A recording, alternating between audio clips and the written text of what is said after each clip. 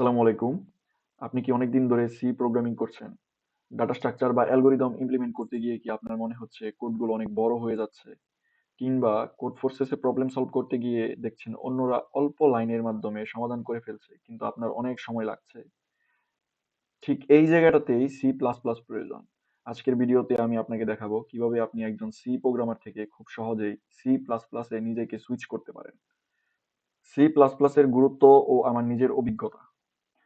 C programming আমাদের অনেকেরই প্রথম ভালোবাসা, কিন্তু যখন আমরা বড় প্রজেক্ট বা কম্পিটিটিভ প্রোগ্রামিং নিয়ে কাজ করি, তখন সি প্লাস প্লাস আমাদের কাজকে অনেক বেশি সহজ করে দেয়।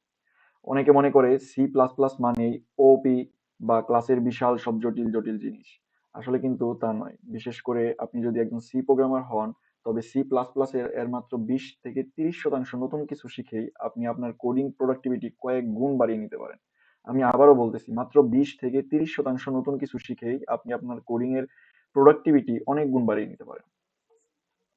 আজকের ভিডিওতে কি কি থাকছে আমরা রুটম্যাপটা একবার দেখি নেই। আজকের এই কমপ্লিট ট্রানজিশন ভিডিওতে আমি একদম হাতে কলমে দেখাবো সি এবং সি প্লাস প্লাসের সিনট্যাক্সের প্রধান পার্থক্যগুলো, ইনপুট এবং আউটপুট নেওয়ার নতুন এবং সহজ পদ্ধতি, কেন সি প্লাস প্লাসের স্ট্রিং হ্যান্ডলিং এ সি এর চেয়ে হাজার গুণ ভালো, এবং বোনাস হিসেবে থাকবে এসটিএল এর এমন কিছু পাওয়ারফুল ট্রিক্স যা আপনার কোডিং করার স্টাইল চিরতরে বদলে দেবে। সো আপনি যদি আপনার সি প্রোগ্রামিং এর দক্ষতাকে পরবর্তী লেভেলে নিয়ে যেতে চান, তবে ভিডিওটি না টেনে শেষ পর্যন্ত দেখুন। চলুন এবার আমরা সরাসরি কোড এডিটরে চলে যাই। তো এবার আমরা আমাদের কোড এডিটরে দুইটা স্প্লিট করে নিয়েছি। এখানে আমরা সি কোড লিখবো, এখানে আমরা সি প্লাস প্লাস দিয়ে কোড লিখবো।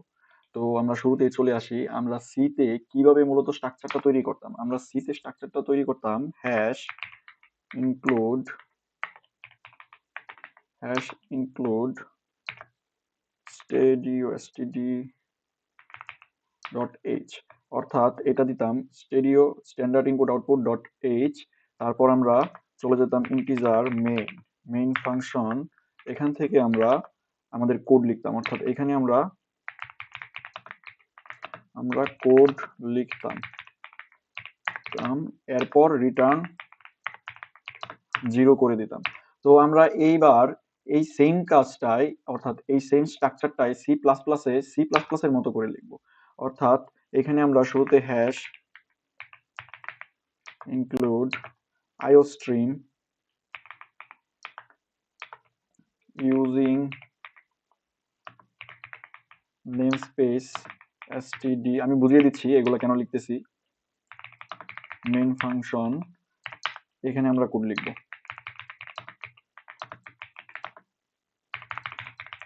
এখানে আমরা কোড লিখব, আর দেন এখান থেকে রিটার্ন করব, 0 রিটার্ন করব। আচ্ছা, তো আমরা এবার আমাদের স্ট্রাকচারটা বুঝি, কিভাবে স্ট্রাকচারটা হলো।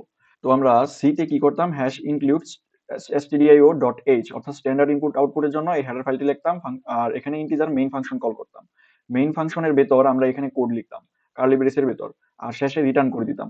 তো আমাদের এই ঠিক এই ফরম্যাটটাই সি প্লাস প্লাসে এভাবে লিখতে হয়, hash include iostream using namespace std, তারপর একটা মেইন ফাংশন, মেইন ফাংশনের ভেতর আমরা কার্লি ব্রেসের ভেতর আমরা কোড লিখবো, এবং তারপর আমরা রিটার্ন করব। এখানে আমাদের আইও স্ট্রিম দ্বারা কি বোঝাচ্ছে, আইও স্ট্রিম মূলত আমাদের এখানে বোঝাচ্ছে ইনপুট আউটপুট স্ট্রিম। আর এখানে ইউজিং নেমস্পেস এসটিডি কেন আমরা ইউজ করতেছি, তো আমরা যখন প্রিন্ট করব তখন আমাদের বারবার এভাবে লিখতে হবে, এসটিডি সিওইউটি। তো প্রিন্ট করার সময় আমাদের বারবার এভাবে লিখার চেয়ে এভাবে যেন লিখতে না হয়, তাই আমরা এখানে এই লাইনটা ইউজ করব, ইউজিং নেমস্পেস এসটিডি। আশা করি আপনারা এটা বুঝতে পারছেন। এরপর আমরা চলে যাব আমাদের কোনো একটা কিছুকে প্রিন্ট করাতে। তো আমরা সি তে কিভাবে প্রিন্ট করতাম, এখানে আমরা লিখি কিভাবে প্রিন্ট করি, আমি এগুলো কেটে দেই। ধরি ইন্টিজার এজ, ধরলাম আমার এজ হলো 20।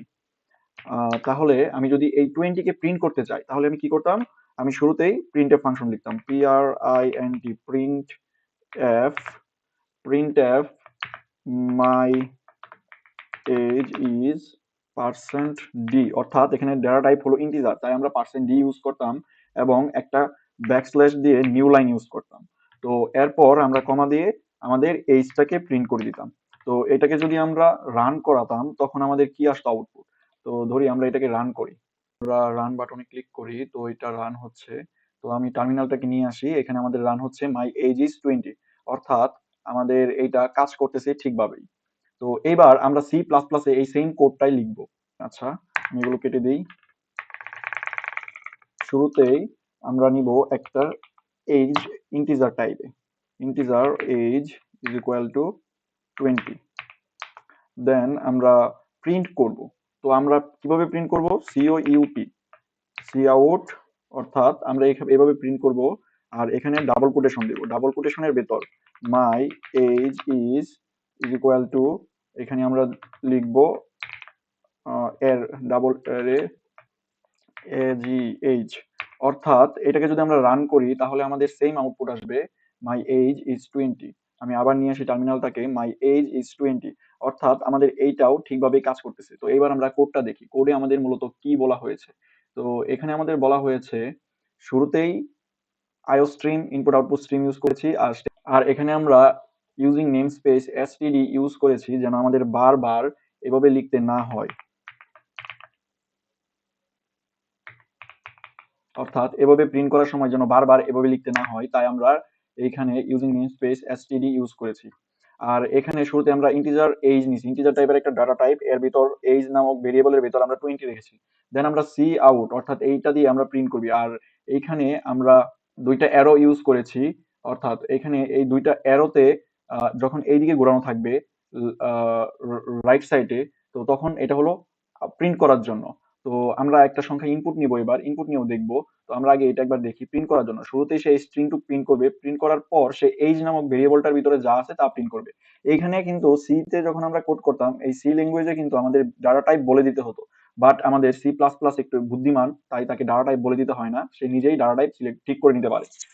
এটুক ছিল আমাদের নর্মাল আউটপুট দেখানো। তো এইবার আমরা দেখবো কিভাবে ইনপুট নিতে হয়। আমরা সি তে কিভাবে ইনপুট নিতাম, আমরা সি তে কিভাবে ইনপুট নিতাম, সো চলে আসে আমাদের, আমরা দুইটা সংখ্যা ইনপুট নিই, ইন্টিজার এক্স এন্ড ওয়াই। তো শুরুতে একটা প্রিন্ট করি যে লাইনটা আমাকে ইনপুট দাও, প্রিন্ট এফ আমাকে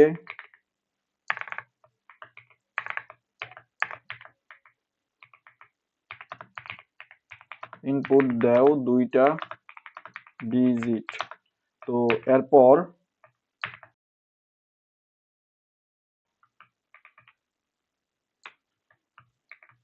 আমাকে ইনপুট দাও দুইটা ডিজিট।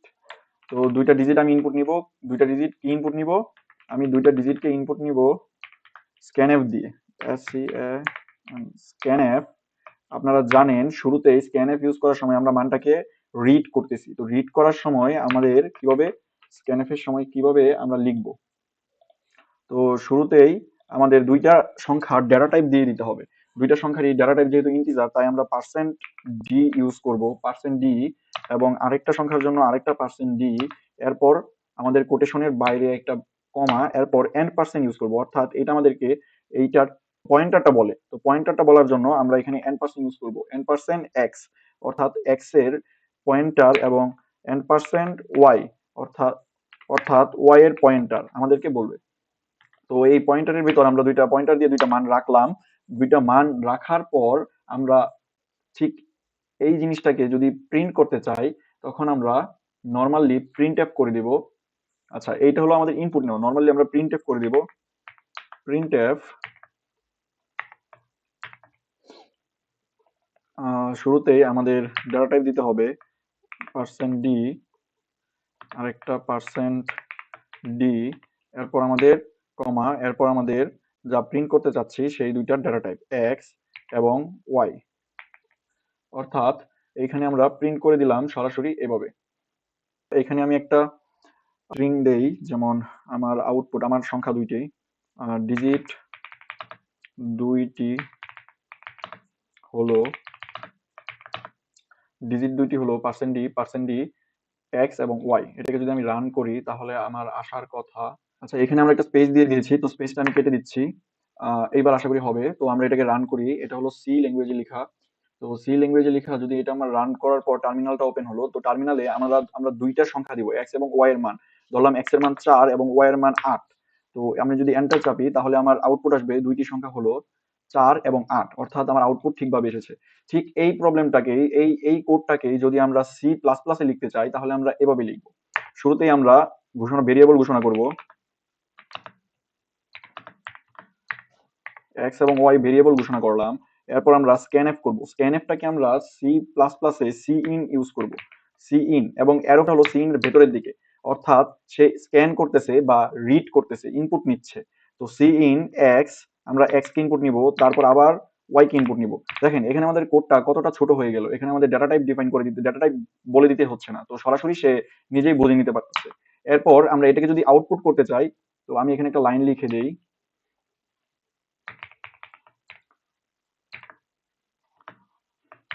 আমাকে 2টা ডিজিট ইনপুট দাও, আমাকে 2টা ডিজিট ইনপুট দাও। আমরা একটা লাইন লিখে দিলাম, এখানে আমরা ইন্ড লাইন দিই। আচ্ছা, ইনলাইন জিনিসটা হলো আমরা যে এখানে ব্যাকস্ল্যাশ এন ইউজ করি, তো এই ব্যাকস্ল্যাশ এনটাই হলো এখানে যে আমরা ব্যাকস্ল্যাশ এন ইউজ করি, ব্যাকস্ল্যাশ এন, অর্থাৎ এই ব্যাকস্ল্যাশ এনটাই বা এ হলো একটা নিউ লাইন, বা আমরা সি প্লাস ইউজ করবো ইন্ড লাইন। তো আমরা দুইটা সংখ্যা এখানে ইনপুট নিচ্ছি সি ইন ইউজ করে। তো তারপর আমরা দুইটা সংখ্যাকে প্রিন্ট করব। তো প্রিন্ট করার সিস্টেমটা ঠিক একই রকম, সিও ইউটি সি আউট। এখানে আমরা অ্যারোটা দিব বাইরের দিকে, অর্থাৎ সে প্রিন্ট হচ্ছে।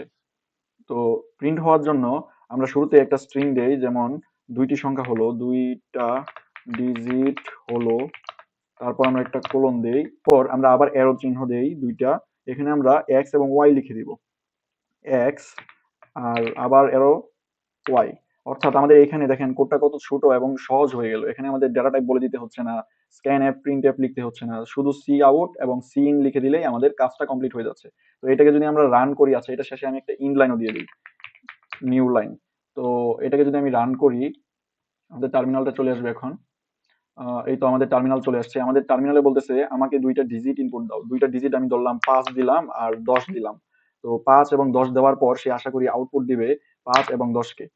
আচ্ছা এখানে একটা স্পেস দেই, 5 এবং 10 একসাথে চলে আসছে। তো এখানে যদি একটা স্পেস দিতে চাই, তাহলে আমাদের আবার স্পেসটা কি, স্পেসটা মূলত হলো একটা স্ট্রিং। তো আমাদের স্ট্রিংটাকে সবসময় ডাবল কোটেশনের ভেতরে লিখতে হবে। তো এইবার আশা করি সুন্দর হয়ে আসবে। তো আমি যদি আবার এটাকে রান করি,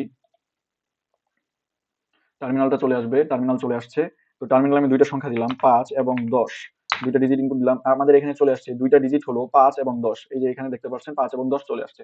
আশা করি আপনারা ঠিকভাবে বুঝতে পারছেন কিভাবে ইনপুট নিব এবং আউটপুট দিব সি প্লাস প্লাস এবং সি তে। তো সি থেকে সি প্লাস প্লাসে কনভার্ট হলে জাস্ট এইটুকুই জানতে হয় কিভাবে ইনপুট আর আউটপুট করতে হয়। তো ইনপুটের ক্ষেত্রে আমরা স্ক্যানএফ ইউজ করতাম সি তে এবং সি প্লাস প্লাস ইউজ করবো সি ইন, এবং আউটপুটের ক্ষেত্রে আমরা প্রিন্টএফ ইউজ করতাম সি তে এবং সি প্লাস প্লাস ইউজ করবো সি আউট। তো এখানে দেখতেছেন আমাদের কোডটা অনেক সংক্ষিপ্ত হয়ে যাচ্ছে, সি তে ডাটা টাইপ বলে দিতে হচ্ছে, কিন্তু আমাদের এখানে ডাটা টাইপ বলতে হচ্ছে না, সরাসরি এক্স এবং ওয়াই আউটপুট দিয়ে দিলেই হচ্ছে। তো এই জন্য আমাদের সি প্লাস প্লাস কোড অনেক সহজ, আর এইটাতে আমরা অনেক স্পিডলি কোড করতে পারবো সি এর তুলনায়। তবে সি প্লাস প্লাস এর সবচেয়ে স্পেশাল সুবিধা হলো সি প্লাস প্লাস এ এসটিএল বা স্ট্যান্ডার্ড টেমপ্লেট লাইব্রেরি আছে, যেটা সি তে নেই। তো এই জন্যই আমরা মূলত সি প্লাস দিয়ে কোডিং করব এবং কম্পিটিটিভ প্রোগ্রামিং করব। ধন্যবাদ।